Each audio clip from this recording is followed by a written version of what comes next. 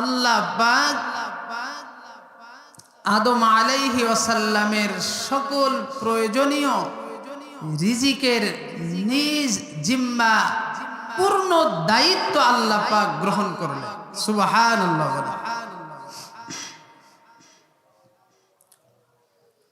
তাকে আল্লাহ পাক সৃষ্টি করে জান্নাতে রেখে আল্লাহ পাক ঘোষণা দিলেন, ইন্নাকা আল্লা তাজুআ ফিহা ওয়ালা তা'রা ওয়া আন্নাকা লা তাযমাউ ফিহা ওয়ালা তাদহা। একটু আমার দিকে লক্ষ্য করেন।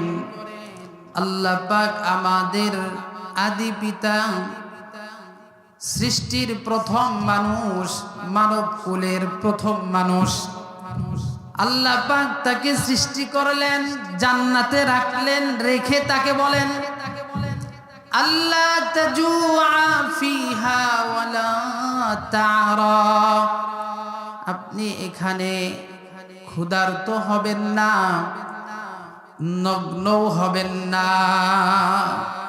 জান্নাতে থাকেন, ক্ষুধার্ত হবেন না, ক্ষুধা লাগার আগেই খাবেন, পেয়ে যাবেন।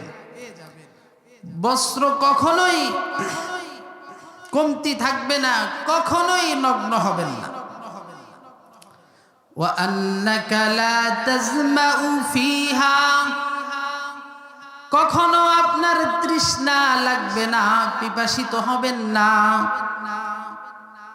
ওয়া আন্নাকা লা তাজমাউ ফিহা ওয়ালা তাযহা, রৌদ্র ক্লিষ্টও হবেন না, তথা কোনো কষ্ট আপনার হবে না।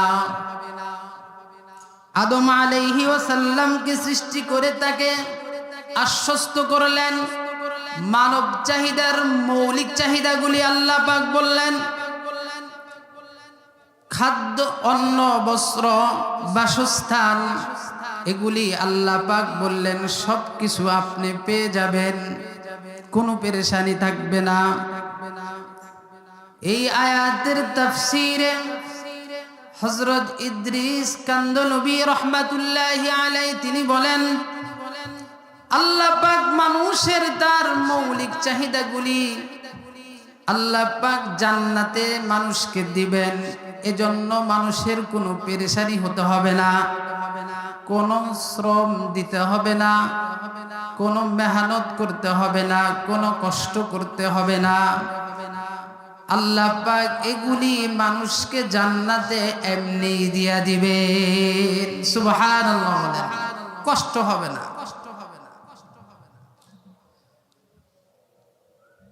পাকিস্তানের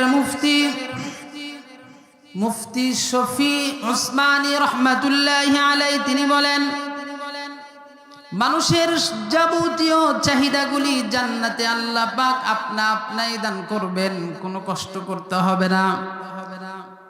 তবে এই চাহিদাগুলি খাদ্য, বস্ত্র, আরো যে সমস্ত মানুষের মৌলিক চাহিদা আছে, যা আল্লাহ পাক মানুষকে সৃষ্টি করার আগেই সবগুলো তৈরি করেছেন, সৃষ্টি করেছেন, এই মানুষের মৌলিক চাহিদাগুলি আল্লাহ পাক মানুষকে দুনিয়াতে দিবেন।